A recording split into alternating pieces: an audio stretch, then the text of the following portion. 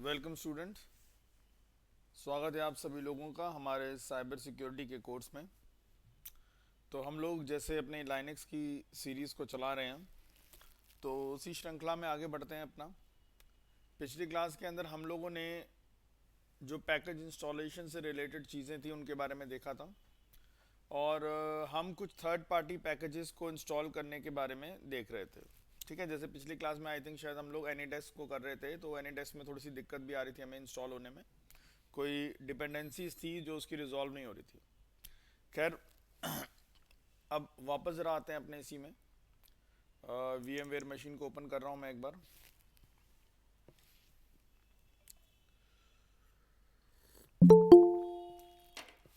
Power on this virtual machine. कौन आया है भाई?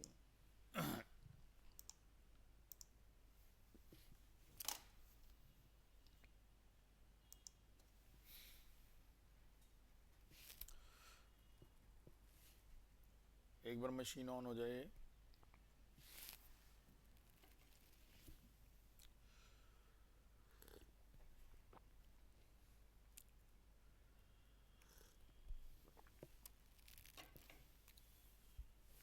नाउ एक बार नॉट लिस्टेड पे गए, यहाँ पे यूज़र नेम डाल दिया अपना रूट।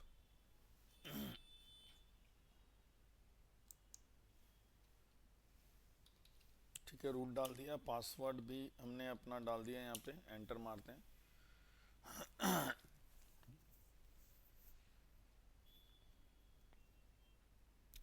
नाउ ये हमारी आर एच एल वाली मशीन ओपन हो गई है। यहाँ पे ये जो डॉट्स डले हैं इसमें इसका नाम है शो एप्लीकेशंस। तो फिलहाल जैसे हम क्लिक करते हैं तो यहाँ पे आपको कैलसी एप्लीकेशन, सिस्टम मॉनिटर, चेस की, ये अलग अलग एप्लीकेशंस दिख रही हैं। ठीक है, तो फिलहाल अभी इसको नहीं देखना मुझे, क्योंकि भाई मुझे अभी एनी डेस्क वाली एप्लीकेशन डालनी है और एक टीम व्यूअर वाली एप्लीकेशन डालनी है। ठीक है जी, तो अपना मैं टर्मिनल पे जाता हूँ। अपना टर्मिनल पे गए और बड़ी कर लेते हैं स्क्रीन को,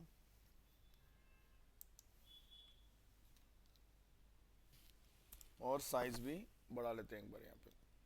चलिए जी। अब एक मिनट, कोई और आया है, इसको भी ऐड करा देते हैं भाई।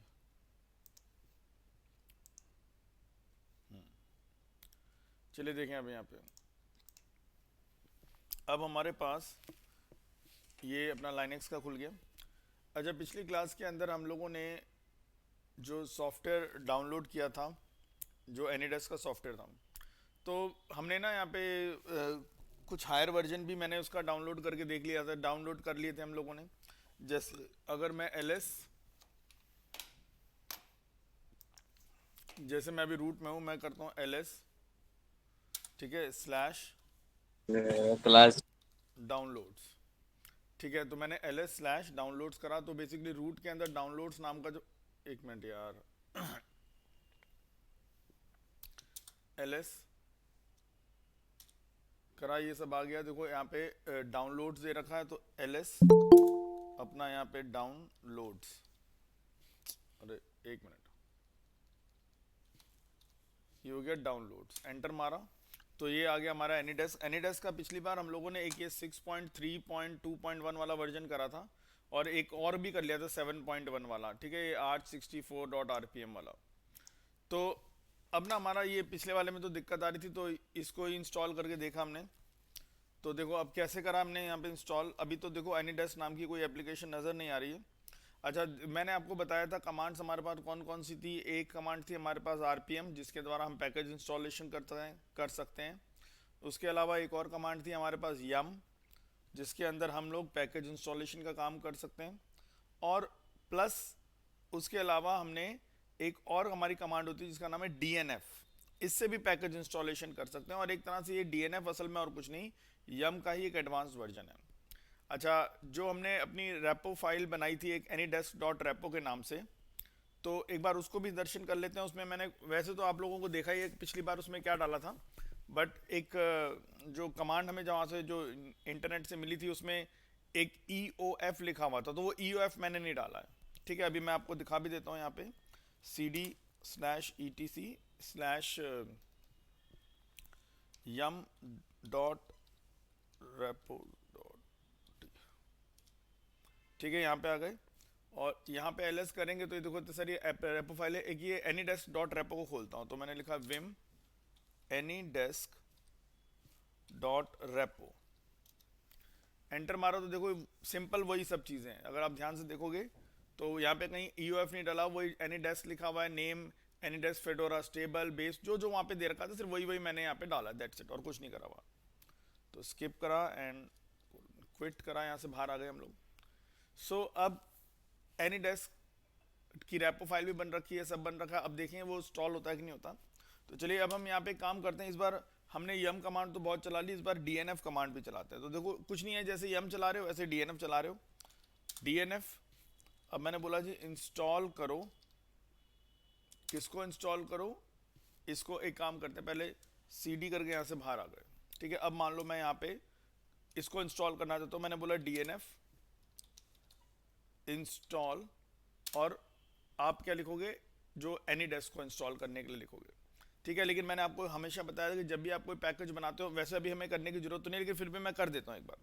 एक तो सब्सक्रिप्शन मैनेजर रजिस्टर था, वो तो खैर बार बार करने की जरूरत नहीं होती, ठीक है। एक आपको करना है यम क्लीन ऑल, ठीक है। तो वो थोड़ा सा अपडेट करेगा आपकी रेपोजिटरी को, और उसके बाद यम रेपो लिस्ट, ठीक है। ये दो कमांड आप पहले चला लो। तो जो थोड़ा उसने कुछ अपग्रेडेशन करनी है या जो भी उसने चेक वेक करना हो, सारा चेक कर लिया उसने, ठीक है। देखो हमारा एनीडेस्क वाला भी ऐड हो रखा है, एनीडेस्क वाला भी ऐड कर रखा है हमने यहाँ पे। तो चलिए अब हमें दिख रहा है सब कुछ ऐडेड है। अब हम इसको बोलते हैं डीएनएफ इंस्टॉल, और मैंने इसको बोला भाई एनी डेस्क कर दो जी मेरे लिए इंस्टॉल। एंटर मारा, देखते हैं अब क्या करता है ये।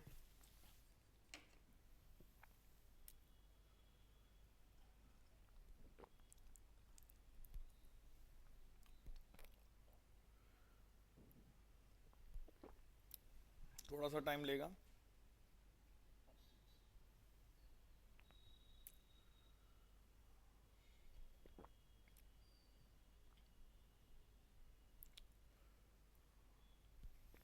क्योंकि आप देख रहे हैं यहाँ पे ये पहले अपडेट करता सब्सक्रिप्शन मैनेजर की रेपोजिटरी को, तो ये सारा वही काम कर रहा है। एंड देन उसके बाद ये अपना सब कुछ इसको मिल जाएगा, तो ये इंस्टॉलेशन भी स्टार्ट कर देगा।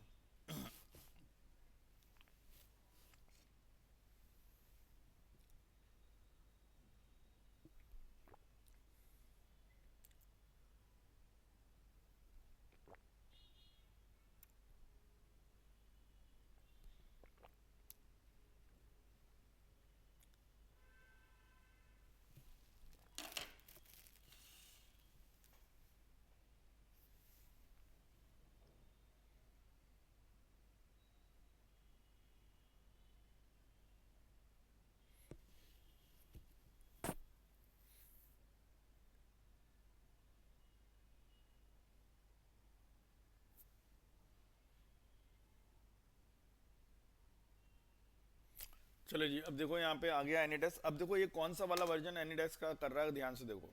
इंस्टॉलिंग एनीडेस्क x86, ये देखो 7.1.1 वाला, जो पिछले दो हमने इंस्टॉल करे थे ना, एक 6.3 वाला था वो नहीं, ये 7.1 वाला कर रहा है, ठीक है। अच्छा, इज दिस ओके। अब वो पूछ रहा है कि करें जी, आप परमिशन दे दो कि करना है जी। तो आप उस परमिशन देने के लिए आपको कुछ नहीं करना है, यहाँ पे वाई दबा देना, यस। तो ये एनीडेस्क का 7.1.1 वाला वर्जन हमारा डालेगा। क्लिक करो, एंटर। हाँ जी, चलो जी। अब देखो ये डाउनलोडिंग पैकेजेस कर रहा है, उस आरपीएम से सारे पैकेजेस डाउनलोड करेगा, उसको रन करेगा, इंस्टॉलेशन करेगा। नाउ सो अब देखिए यहाँ पे इसने सारा कुछ काम करा। अब एनी इंस्टॉल कर दिया एनीडेस्क का 7.1.1 वाला 0.8x86_64 वाला वर्जन इंस्टॉल हो चुका है।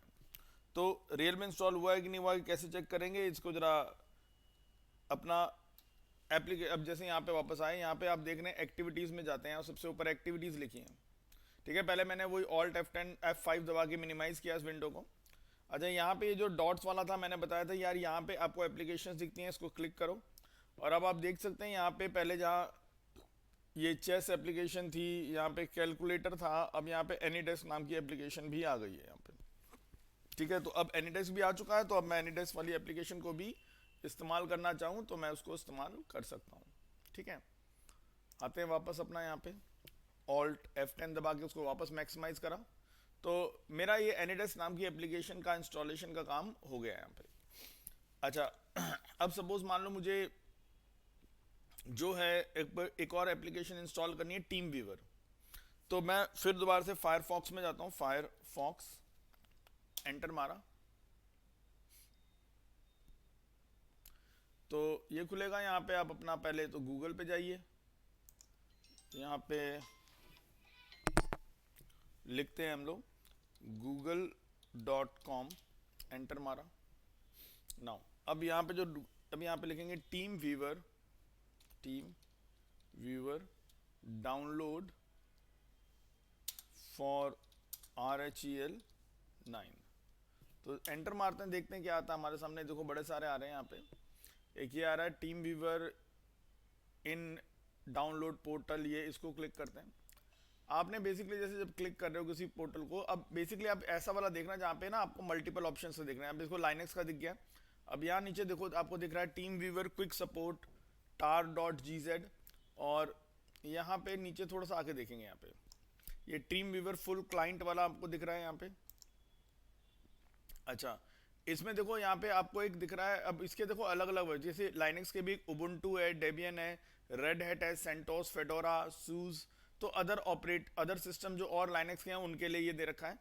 फिलहाल यहाँ पे मैं कहता हूँ यार मुझे तो रेड हैट के लिए चाहिए, तो मैं रेड हैट वाला चूज कर लेता हूँ। अच्छा लेकिन रेड हैट में भी यार अलग अलग वर्जन दे रखे हैं, अब कौन सा करना है आप हमेशा याद रखना है, इस पे जाना अपने x86_64 बिट वाले पे। ठीक है, यही आपकी RPM फाइल है, तो जब मैं इसको क्लिक करूंगा तो ये RPM फाइल मेरी इंस्टॉल हो जाएगी यहाँ पे। ठीक है, तो भैया ये इंस्टॉल हो जाएगी, मैंने एक्चुअली इंस्टॉल कर ली थी, तो ये इंस्टॉल्ड है मेरे पास पड़ी हुई, तो मैं भी फिलहाल यहाँ से बंद कर देता हूँ। तो अब मेरे पास जैसे मैं अगर यहाँ पे ls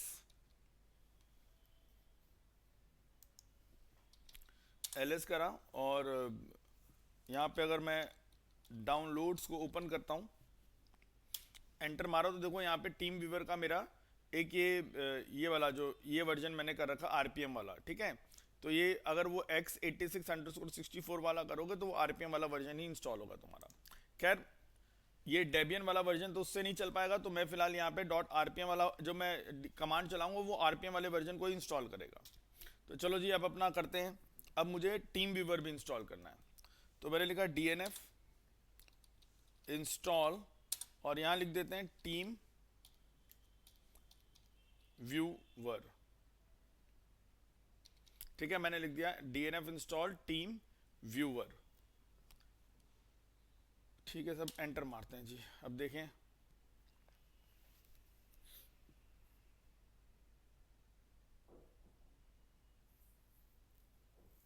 अच्छा, no match found for the TeamViewer, unable to find a match, कुछ गलत लिख दिया मैंने क्या, VIEWER।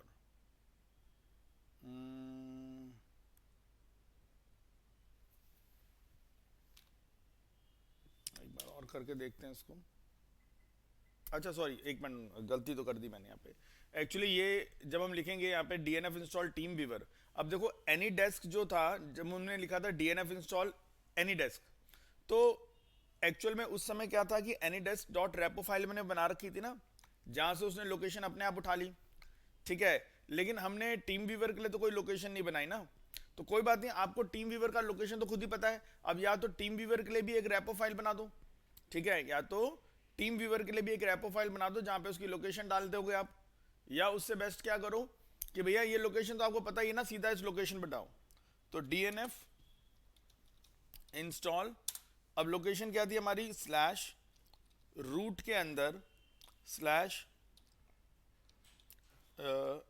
एक मिनट डाउनलोड्स है, तो रूट के अंदर क्या है डाउनलोड्स, और डाउनलोड्स के अंदर ये टीम व्यूवर वाला डालना है। तो मैं इसको सेलेक्ट कर लेता हूँ, ठीक है ना, समझ रहे हो ना मैं इसको क्यों लिया है भाई। सीधी सी बात है, आप ये वाली कमांड सीधी सीधी तब लगा सकते हो, कौन सी कमांड सीधी सीधी, कि dnf इंस्टॉल टीम वीवर, ये वाली कमांड आप सीधी सीधी तब लगा सकते हो जब एक सपोज यानी कि ये टीम वीवर वाला ना जो आरपीएम है इसकी भी कोई रेपो फाइल बनी हो, ठीक है। क्योंकि भाई उसमें डीएनएफ वाली कमांड में तो फायदा ये होता है ना कि बस वो सीधा रेपो फाइल से जाता है, रेपो फाइल में उसे लोकेशन पता करता है और वहां पे खोज लेता है, ठीक है। अभी क्या होगा, जब मैंने डीएनएफ इंस्टॉल टीम वीवर चलाया था तो क्या हुआ था, ये भैया जो हमारी जितनी भी रेपो फाइल बनी हुई थी ना, जैसे anydesk.repo, redhat iso data.repo और भी जो ईपीएल की रेपोज, तो इसने उस टीम वीवर को सब जगह खोजा, लेकिन इसको टीम वीवर कहीं मिला ही नहीं। तो इसने लास्ट में मुझे क्या दे दिया, error unable to find a match TeamViewer. क्योंकि भाई जितने भी उसके उस समय के जितने भी रेपो फाइल्स हैं, किसी भी रेपो फाइल में टीम वीवर की इंफॉर्मेशन नहीं डली हुई।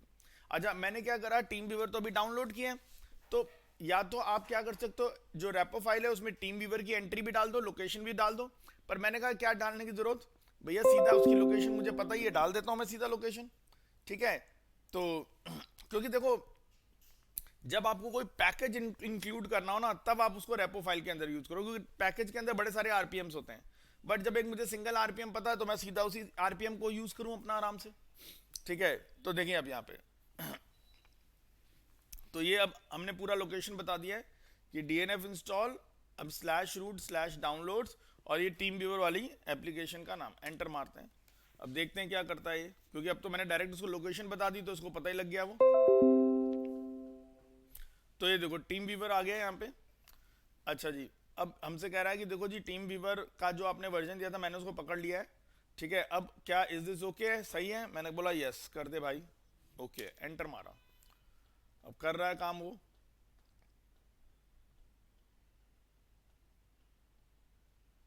अब ये टीम व्यूअर को इंस्टॉल करने जा रहा है, ठीक है। अब देखते हैं आगे।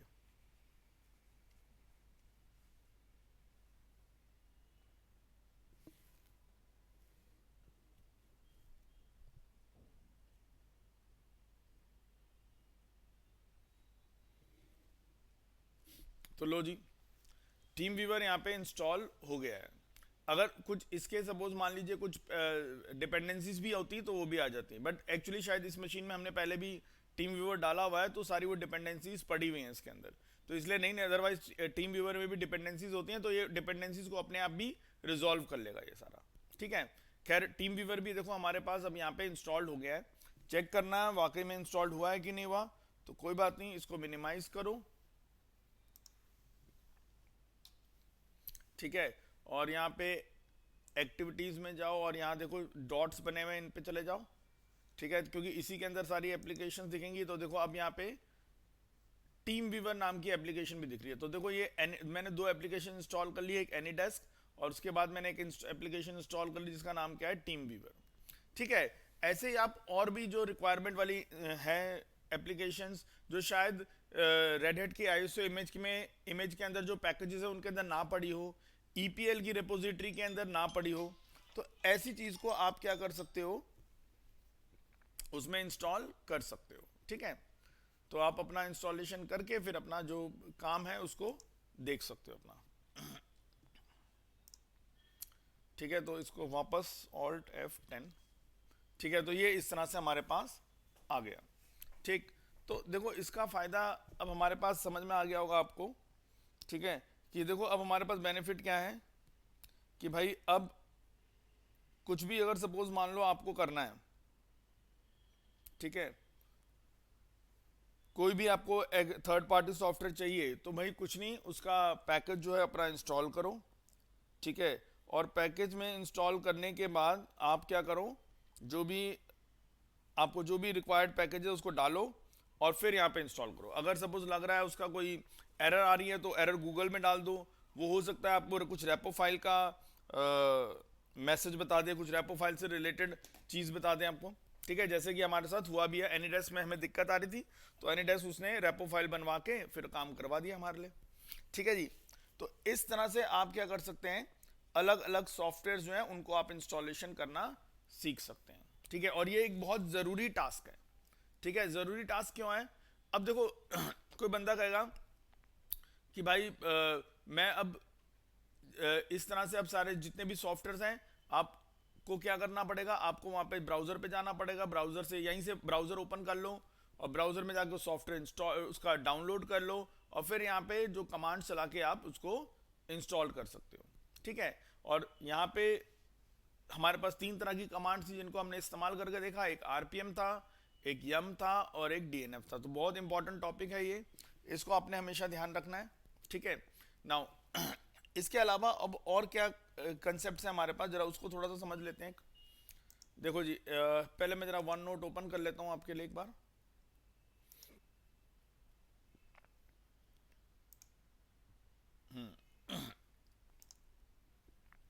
तो फिलहाल हम ये पैकेज इंस्टॉलेशन वाला ही काम देख रहे थे अपना, ठीक है। अच्छा चलो, पैकेज इंस्टॉलेशन का काम तो हमने कंप्लीट कर लिया, ठीक। तो आपको दिख भी गया कि हाँ आप आरपीएम से कमांड से चला सकते हो, बाकी आप ईपीएल आपकी रेड हैट इमेज है उसमें से भी चीज़ें उठा सकते हो, ठीक है। पैकेज उसमें से भी निकाल सकते हो, ईपीएल रेपोजिटरी है उसमें से भी निकाल सकते हो। अगर भाई सब उनमें नहीं है तो कोई बात नहीं, कोई थर्ड पार्टी जो भी सॉफ्टवेयर है उनकी वेबसाइट से जाके उसको डाउनलोड करो और फिर उसको भी आप इंस्टॉल कर सकते हो, ठीक है।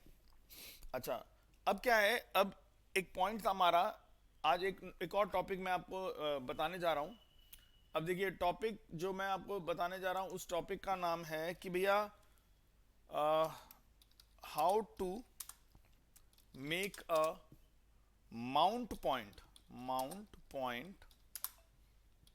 परमानेंट, ठीक है। How to make a mount point permanent in RHEL। एक मिनट, शायद कोई आया है, उसको भी ज्वाइन करा देते हैं। ओके, नाउ अब देखें यहाँ पे how to make a mount point permanent in REHL, ठीक है। अब किसी माउंट पॉइंट को आप कैसे परमानेंट बनाएंगे REHL मशीन के अंदर, उसको समझ लीजिए। अब देखो जी, अब अगर आपको याद हो कि माउंट पॉइंट क्या होता है, मैंने आप लोगों को बताया भी था कि भैया ऐसा है कि REHL मशीन के अंदर एक डिस्क लगी होगी, उस डिस्क के अंदर स्टोरेज के पार्टीशन बने होंगे। अब उन पार्टीशंस को कुछ नाम देना ताकि उन पार्टीशंस को आप एक्सेस कर सकें, वो होता है हमारा माउंट पॉइंट का काम, ठीक है। एक मिनट होल्ड करेंगे जरा सा, मैं वो लिखने वाला पेन रह गया मेरा, मैं एक मिनट लेकर आ रहा हूँ, होल्ड करिए जरा प्लीज। विजय वो पेन दे दे यार वहां से।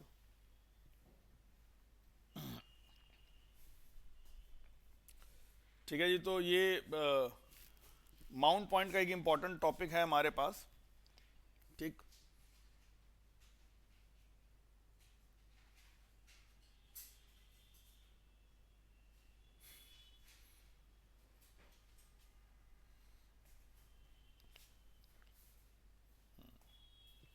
चलिए देखिए, अब यहाँ पे हम लोगों को भाई ये पता है कि यार जो हमारी डिस्क होती है, क्योंकि देखो चाहे हम विंडोज की बात करें या हम लाइनेक्स की बात करें, भैया इन दोनों ऑपरेटिंग सिस्टम्स के अंदर भैया डिस्क तो यूज होगी, ठीक है। डिस्क का इस्तेमाल तो दोनों केस में होगा, चाहे विंडोज ऑपरेटिंग सिस्टम कर रहे हो तो भी आपके सिस्टम में डिस्क लगी होगी, और अगर सपोज मान लो आप लाइनक्स ऑपरेटिंग सिस्टम यूज कर रहे हैं तब भी आपके सिस्टम में डिस्क तो लगी होगी भाई।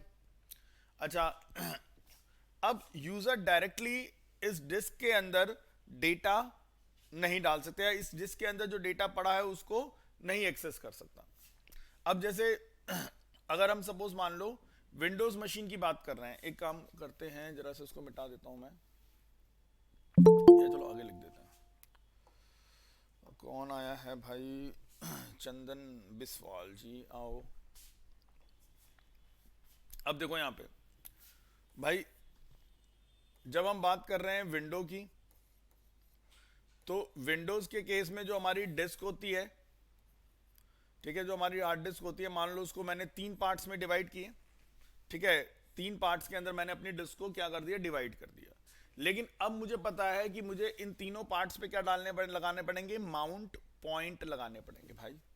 जैसे इस पार्ट का माउंट पॉइंट मैंने बना दिया C ड्राइव के नाम से, इस पार्ट का माउंट पॉइंट मैंने बना दिया D के नाम से, इसका मैंने माउंट पॉइंट बना दिया E के नाम से। अच्छा, अगर सपोज मान लो इसी मशीन के अंदर मैंने क्या करा भाई, एक पेन ड्राइव डाल दी, क्या डाल दी, एक पेन ड्राइव डाल दी, तो ये जैसे पेन ड्राइव लगाऊंगा तो इसको भी एक माउंट पॉइंट मिल जाएगा, और वो किस नाम से मिल जाएगा, F के नाम से। तो ये माउंट पॉइंट जितने मिले हैं इसके अंदर बाय डिफॉल्ट ये सारे क्या हैं, एक तरह से ये मान लो कि इन डिस्क के अंदर घुसने का एंट्री पॉइंट है।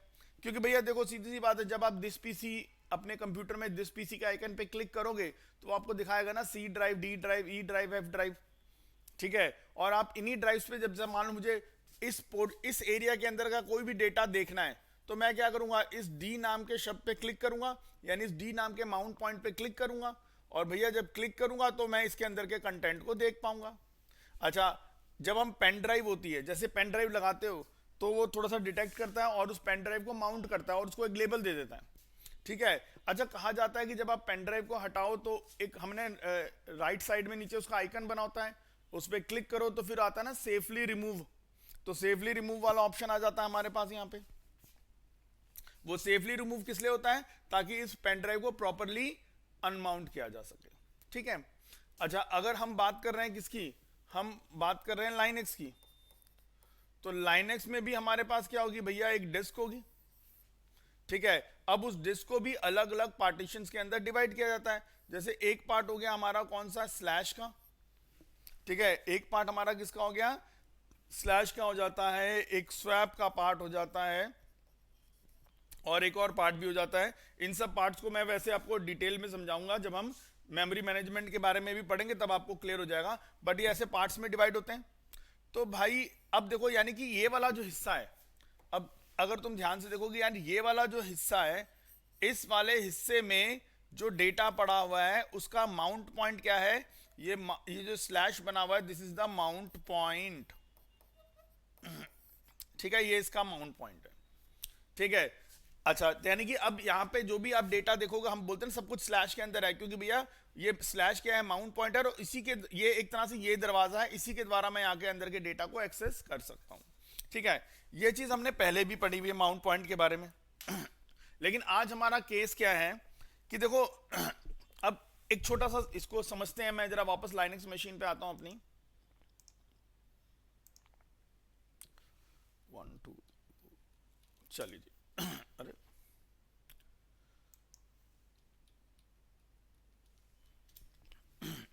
चलिए, अब मैं यहाँ पे जरा कंट्रोल एल क्लियर कर देता हूँ। नाउ अब देखो, मैंने LSBLK कमांड चलाई, एंटर मारा, तो देखो मेरे सामने ये आ गया ना पूरा बना हुआ, ठीक है। तो जो ये SDA है, मेरी डिस्क है, इसमें 3 पार्ट्स बने हुए, एक SDA1 पार्ट बना हुआ है, ठीक है, जिसका माउंट पॉइंट किस नाम से, /boot/EFI के नाम से। एक SDA2 पार्ट बना हुआ है जिसका /boot नाम से है, और एक आपका SDA3 पार्ट बना हुआ है, जिस 3 पार्ट को हमने फर्दर 2 पार्ट्स में तोड़ा हुआ है। और जो ये SDA3 वाला जो पार्ट है, जिसका टोटल साइज 28.4 GB है, इसका पहला पार्ट हमने 25.4 GB का बनाया हुआ है, और इसका माउंट पॉइंट किस नाम से, स्लैश के नाम से, ठीक है। तो जो हम बोलते हैं ना स्लैश के अंदर डेटा, ये स्लैश जो है एक तरह से ये जो एरिया है आपकी डिस्क का, मैंने जो बेसिकली अपने इस लाइनक्स मशीन के लिए 30 GB का एरिया लिया था। अब उस आउट ऑफ दैट 30 GB के एरिया को अलग अलग पार्ट्स में तोड़ दिया गया, एक 600 MB के पार्ट में, एक 1 GB के पार्ट में, और एक 28.4 GB के पार्ट में। और इस 28.4 GB के पार्ट को भी फर्दर हमने 2 पार्ट्स में तोड़ दिया है। एक है हमारा ये स्वैप वाला एक 2 पार्ट है 25.4 GB का, और एक 3 GB का। ये जो 25.4 GB का पार्ट है, इसका माउंट पॉइंट है स्लैश। और देखो आप क्या कर रहे हो, हमेशा ना स्लैश के अंदर ही सारा कुछ देखते हो, स्लैश के थ्रू ही आप डेटा देखते हो। तो जो डेटा देख रहे हो ना स्लैश के अंदर, पेरेंट डायरेक्टरी स्लैश, उसके अंदर जितना भी डेटा वो 25.4 GB के अंदर ही पड़ा हुआ है, ठीक है। अब देखो क्या करते हैं। अच्छा, अब ये SR0 है, ये डिवाइस SR0 है हमारा। अच्छा देखो यहाँ पे यार इसका माउंट पॉइंट जो है वो ये बना हुआ है, ठीक है। यानी कि अगर आपको इस SR0 यानी कि जो CD DVD लगी है, अगर आपको सपोज मान लो उसके अंदर के कंटेंट को देखना है, तो आपको इस रूट को फॉलो करना पड़ेगा, ठीक है भाई। आप क्या करोगे, पहले CD/run/media, यानी कि पेरेंट डायरेक्टरी के अंदर एक डायरेक्टरी है रन, उसके अंदर मीडिया, उसके अंदर रूट, और उसके अंदर ये बना हुआ है, और इसके अंदर जो है आपको सारी फाइल्स मिल जाएंगी, जैसे कि अभी हम देखते भी थे यहाँ पे। अब सपोज मान लो मैं इसी का एक माउंट पॉइंट बनाता हूँ, ठीक है। अब मैंने क्या करा, माउंट पॉइंट कैसे बनाते थे हम लोग, माउंट लिखते थे, और माउंट लिखने के बाद, अच्छा अब एक चीज और सुन लो ध्यान से, यहाँ पे एक ना डायरेक्टरी है जिसका नाम है MNT, ठीक है। अब जैसे सपोज मान लो मैं यहाँ पे करता हूँ LS/ एंटर मारा तो ls स्लैश जब मैंने करा यहाँ पे, तो यहाँ पे देखो पेरेंट के अंदर जितनी भी डायरेक्टरीज हैं भाई, वो सारी डायरेक्टरीज हमें यहाँ पे दिख गई कि कौन कौन सी डायरेक्टरीज हमारे पास यहाँ पे अवेलेबल है। अच्छा अब देखो यहाँ पे ये जो पेरेंट के अंदर ना बड़ी सारी डायरेक्टरीज हैं, एक डायरेक्टरी आपको यहाँ दिख रही है जिसका नाम है MNT। ये ना एक डायरेक्टरी ना इन्होंने बाय डिफॉल्ट बना के डाली हुई है। अब क्यों बना के डाली? देखो मैंने आपको बताया था कि जब भी आप किसी चीज का माउंट पॉइंट बनाना चाहते हो तो पहले आपको उसकी एक डायरेक्टरी बनानी पड़ेगी, क्योंकि वो डायरेक्टरी एक्ट करेगी as a mount point for that space. तो भैया अगर मुझे सीडी डीवीडी के लिए भी अगर सपोज मान लो क्या चाहिए, सीडी डीवीडी के लिए भी अगर मान लो मुझे एक माउंट पॉइंट बनाना है तो मुझे पहले एक डायरेक्टरी बनानी पड़ेगी, फिर उस डायरेक्टरी को एज अ माउंट पॉइंट इस पे सेट करूंगा। अब इन्होंने ना सिर्फ माउंट पॉइंट बनाने के काम के लिए एक MNT नाम की डायरेक्टरी ऐसे बना के छोड़ रखी है कि भैया अगर आपको माउंट पॉइंट बनाना है तो आप इस MNT को यूज कर लो माउंट पॉइंट बनाने के लिए। हाँ बाई चांस अगर MNT किसी और चीज का माउंट पॉइंट बना हुआ है तब आप एक अलग से डायरेक्टरी बनाओ, उसको एज अ माउंट पॉइंट बना लो। चलो जी, अब मैं फिलहाल इस MNT को यूज करता हूं अपनी इस CD का माउंट पॉइंट बनाने के लिए। ठीक है, अब देखो कैसे बनाएंगे। हमने लिखा है यहाँ पे माउंट। अच्छा किसका माउंट पॉइंट बनाना है? SR0 का। तो हर डिवाइस जो आता है मैंने बताया था डेव स्लैश यहाँ है SR0। ठीक है, और अब मैंने यहाँ पे स्पेस दिया। अब माउंट पॉइंट किसको बनाना है? स्लैश MNT को। स्लैश के अंदर यानी पेरेंट डायरेक्टरी के अंदर जो MNT नाम की डायरेक्टरी है उसको माउंट पॉइंट बना दो। Mounted slash MNT warning source right protected. अच्छा जी कोई नहीं, अब हमने माउंट पॉइंट बना दिया। अब जरा अगर सपोज मान लो मैं क्या करता हूं, अब देखिए यहां पे मैंने यहां पे करा एक मिनट आजा भाई। चलिए क्या हो रहा है इसको। नाउ अब देखो, अब मैं करूंगा ls स्लैश MNT एंटर मारा तो देखो ये मुझे जो भी उस CD DVD के अंदर जितनी भी फाइल्स थी देखो सब दिख रही है। अब ऐप स्ट्रीम बेस OS सब आ रहा है। और अब अगर मैंने ls BLK चलाया,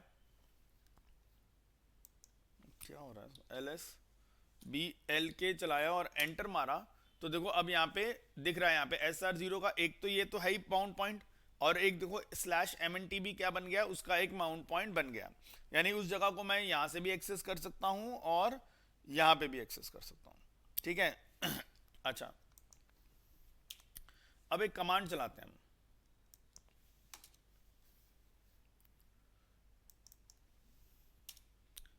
देखिए LSBL के कमांड तो हम चला के देख चुके हैं। अब नेक्स्ट कमांड है DF-TH। अब जरा देखिए इस पे एंटर मारा तो देखो तो आपको यहाँ पे सब दिखा रहा है कि भैया देखो कौन कौन से माउंट पॉइंट्स बने हुए, माउंटेड ऑन ये डेव है, डेव ये सब कुछ दिखा भी रहा है आपको यहाँ पे। और देखो यहाँ पे स्लैश MNT बता रखा है, और ये स्लैश MNT का पूरा आपको यहाँ पे बता रखा है कि देखो जी ये किसका है, स्लैश डेव SR0 ये दे रखा है और इसका ये दे रखा है। ठीक है। अच्छा अब ये जो MNT देखो अब क्या होता है हमारे पास कि यार ये माउंट पॉइंट जो बना हुआ है ना ये अभी टेम्पररी बना हुआ है। टेम्पररी बनने का मतलब ये है कि भाई साहब ये माउंट पॉइंट कब तक अवेलेबल रहेगा, जब तक मेरी सिस्टम ऑन है। मान लो मैंने यहाँ पे कर दिया रीबूट, अब मेरी मशीन रीबूट हो रही है, देखते हैं भाई।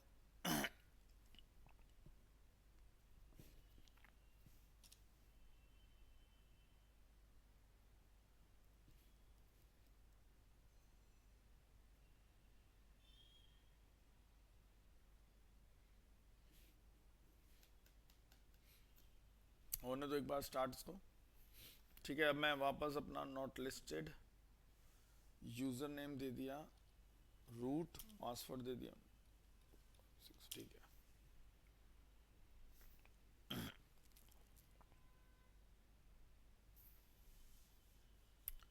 है, ये टर्मिनल ओपन कर देते हैं अपना।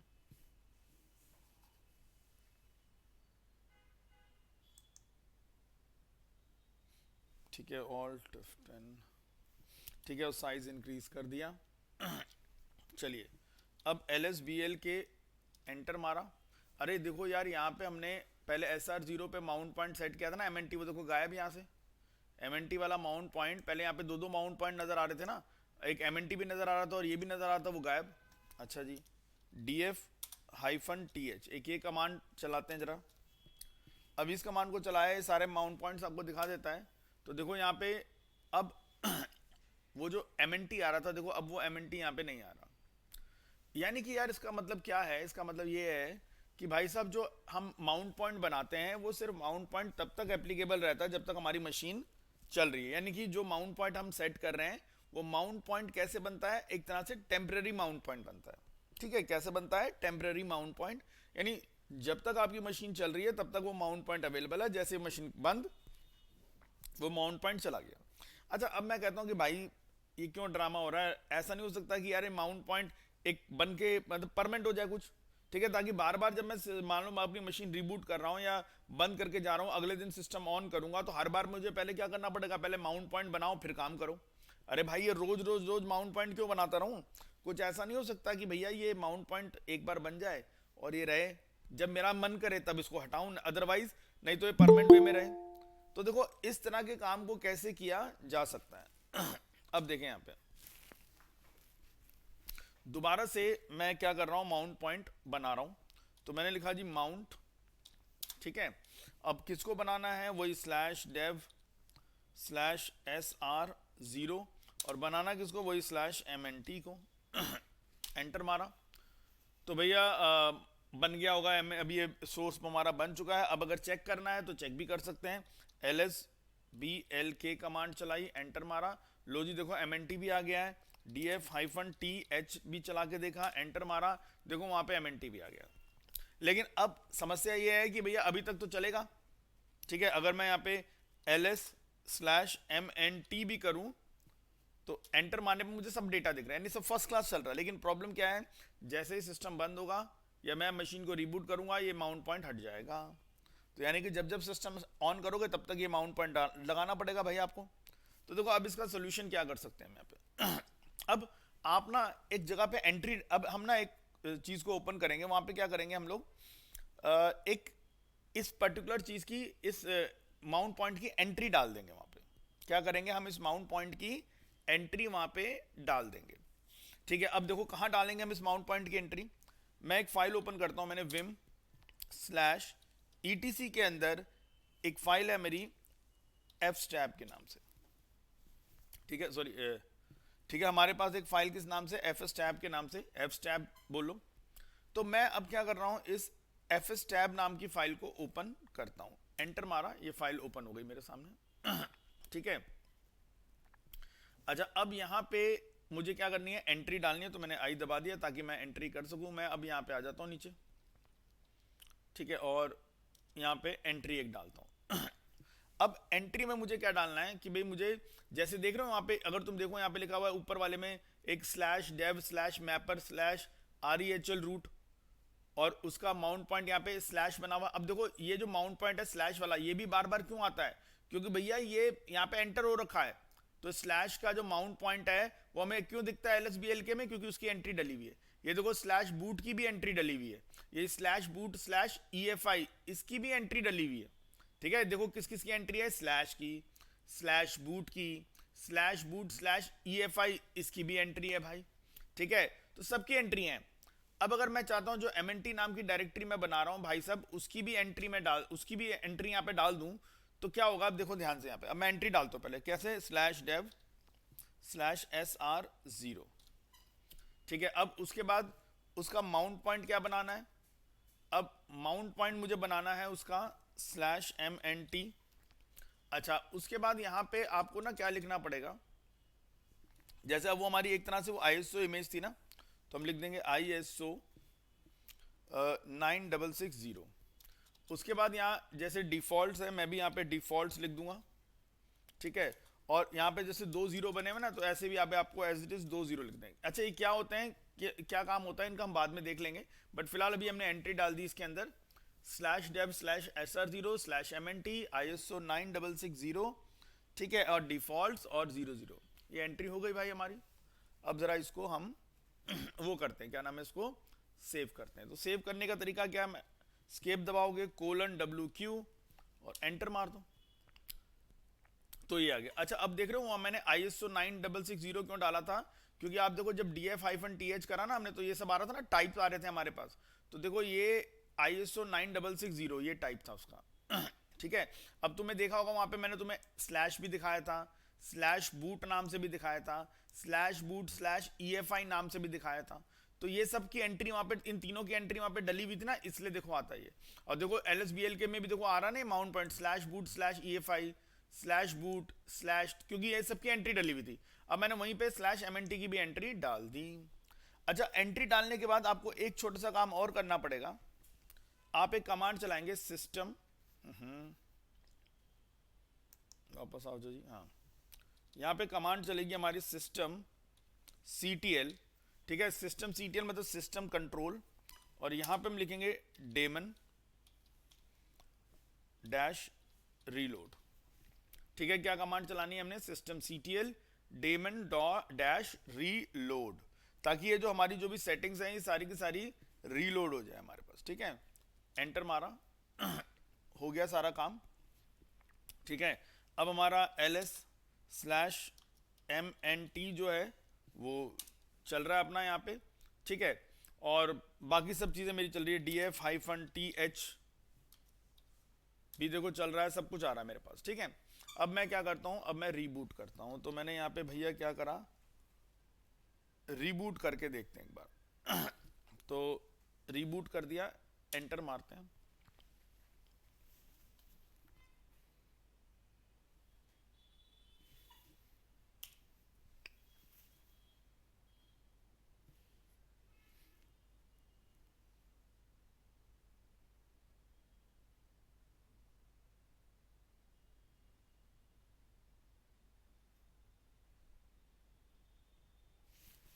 ठीक है, यहाँ पे नॉट लिस्टेड रूट, पासवर्ड डाल दिया इसका मैंने।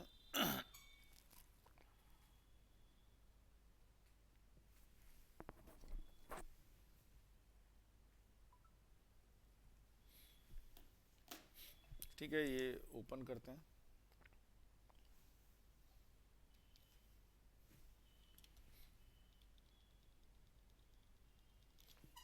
ठीक जी, अब जरा LSBLK चलाते हैं, देखें कुछ आता है। यहाँ देखो अभी भी LSBLK करा, देखो अब हमारे पास यहाँ पे /MNT आ गया। अच्छा DF-TH करा, तो देखो यहाँ पे भी वो MNT/MNT हमारा आ रहा है, देखो ये एंट्री अभी भी आ रही है हमारे पास। ठीक है, /MNT की एंट्री आ रही है यहाँ पे। ठीक है, और अगर मैं इस LS/MNT करूँ तो देखो वो सब फाइल्स भी मुझे नज़र आ रही हैं। तो यहाँ पे हमें क्या समझ में आया कि भाई अगर हमें कोई भी सपोज मान लो वो है क्या नाम है अपना, अगर माउंट पॉइंट हम बना रहे हैं और चाहते हैं वो माउंट पॉइंट परमानेंट हो जाए हमारा, ठीक है, यानी कि बार बार मुझे करना ना पड़े, तो वो ऑटोमेटिकली आप वहाँ पे एंट्री डाल दो। उससे फ़ायदा क्या होता है एक्चुअली, देखो क्या होता है, ये ना कुछ फाइल्स हैं जहाँ जो बेसिकली क्या होता है, जब हमारा सिस्टम स्टार्ट होता है ना, तो वो इन पर्टिकुलर फाइल्स को रेफर करता है पहले। तो जब जब सिस्टम स्टार्ट होगा वो हर बार इस fstab नाम की फाइल को रेफर करेगा, और भाई जब वो उसको रेफर करेगा तो उसमें जो जो एंट्रीज दे रखी हैं, यानी जो जो माउंट पॉइंट दे रखे हैं, उन सबको वो ऑटोमेटिकली लगा देता है। तो यानी कि अब मैंने उसी फाइल में एंट्री डाल दी MNT की, तो अब क्या होगा, जब भी सिस्टम स्टार्ट होगा वो fstab वाली फाइल को रेफर करेगा और उसके सारे माउंट पॉइंट सेट करेगा और आपको स्टार्ट कर दिया। यानी कि ऐसा मान के चलो कि भैया अब मैंने हर बार, जैसे अगर मैं ये नहीं सेट करता तो क्या होता, जब जब सिस्टम स्टार्ट होता हर बार मैं खुद ही माउंट पॉइंट बनाता, और जब मैं सिस्टम बंद कर देता वो माउंट पॉइंट अपने आप चला जाता। तो यानी कि हर बार सिस्टम ऑन करने पर मुझे खुद मैन्युअली माउंट पॉइंट डालना पड़ता। अब क्या है कि अब मैं मैन्युअली माउंट पॉइंट खुद नहीं डाल रहा हूं, मैंने एक फाइल के अंदर एंट्री डाल दी और मैंने लाइनक्स को बोल दिया, देख भाई ये मैंने जो तेरी माउंट पॉइंट वाली फाइल है, मैंने उसी फाइल में इस MNT की भी एंट्री डाल दी है। तो भाई साहब जब जब तेरा सिस्टम स्टार्ट होता है तो ऑब्वियसली इसी फाइल को देखकर ही तो तू माउंट पॉइंट को लोड करता है ना, तो अब उसी फाइल में मैंने अपनी एंट्री भी डाल दी। तो भाई साहब जब सिस्टम स्टार्ट होगा तो लाइनक्स जब बाकी सारे माउंट पॉइंट को लोड करेगा, साथ में इसको भी लोड कर देगा। ठीक है, तो अब मुझे लोड करने का झंझट बार बार नहीं करना, वो ऑटोमेटिकली एक ही बार में अपने आप ही कर देगा यहाँ पे। ठीक है, तो ये हमने देखा कि भाई माउंट पॉइंट को कैसे आप सेट करेंगे, ठीक है, माउंट पॉइंट को कैसे परमानेंट वे में आपने सेट करना है वो आपको पता होना जरूरी था, ठीक। तो ये हमने बेसिकली एक अपना तो पैकेज इंस्टॉलेशन के टॉपिक को हम लोगों ने फिनिश ऑफ कर लिया, और उसके अलावा हम लोगों ने एक और छोटी सी चीज सीख ली है जिसको हम लोग कहते हैं that is called as mount point को सेट करना, ठीक है जी। तो चलिए बच्चों आज की क्लास यहीं फिनिश करते हैं। तो अभी हम लोगों ने आज की क्लास में क्या क्या पता कर लिया कि भैया ये माउंट पॉइंट को परमानेंट करना है, तो इसके लिए देखो परमानेंट करने के लिए हमने क्या क्या तामझाम करे, ठीक है, वो सारे तामझाम आपको ध्यान में होने चाहिए। जैसे कि हमने क्या करा था कि भाई सबसे पहले उस जो भी पैकेज हमें सेट करना था हमने पहले माउंट पॉइंट बना लिया, और माउंट पॉइंट बनाने के बाद हमने कहाँ कहाँ पे एंट्री करी। तो देखो मैं एक बार लिख देता हूं यहाँ पे कि हमने क्या करा। देखो सबसे पहले हम लोगों ने क्या करा, ये हैश समझ लेना कि वो जो लाइनेक्स का कमांड प्रॉम्प्ट है ना, वो आगे जो भी लिखा रहता है ये हैश में लिख रहा हूं सिंपल। यहाँ पे आपने पहली कमांड क्या चलाई, माउंट करा, किसको माउंट किया, /dev/sr0 को, और /mnt के नाम से माउंट कर दिया, ठीक है, माउंट हो जाएगा। उसके बाद अगर आप देखना चाहते हो स्टेटस तो df-T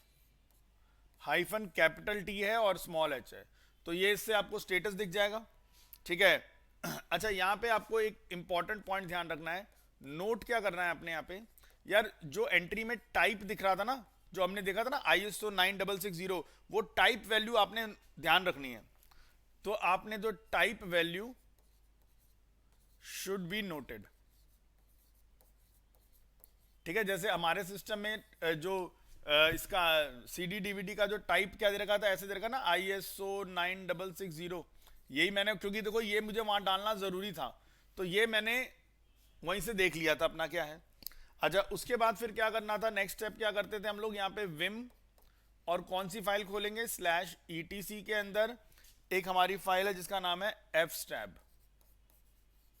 इसको ओपन करेंगे, और ये जो फाइल ओपन करेंगे इसके अंदर हम एंट्री क्या डलाएंगे। देखो इसके अंदर एंट्री हमने डालना है, इसको कहते हैं, ये हो गया हमारा खुल गया। अब इसमें हमने make an entry, make this entry, अब कौन सी एंट्री करनी है इसके अंदर, अब वो देख लो। अब देखो एंट्री में क्या लिखेंगे कि भैया /dev/sr0 ये लोकेशन है। अच्छा इस पे माउंट पॉइंट क्या बनाना है, /mnt के नाम से। अच्छा टाइप क्या है, टाइप हमने ऑलरेडी नोट कर लिया था, वहां पे ISO 9660 टाइप था, तो वो हमने टाइप वहीं से देख लिया था। और बाकी उसमें मैंने बोला था कि भैया एक आपने डिफॉल्ट्स लिखना है, और उसमें 0 और 0 लिखा होता, बाकी सब वैसे ही लिख देना है यहाँ पे। और अब इस फाइल को जब सारा काम खत्म हो जाएगा तो :WQ करके इस फाइल से एग्जिट कर जाएंगे, और अब एग्जिट करने के बाद जब वापस अपने उस पे आएंगे टर्मिनल पे, तो वहां पे आपको एक कमांड और चलानी है जिसका नाम है system ctl daemon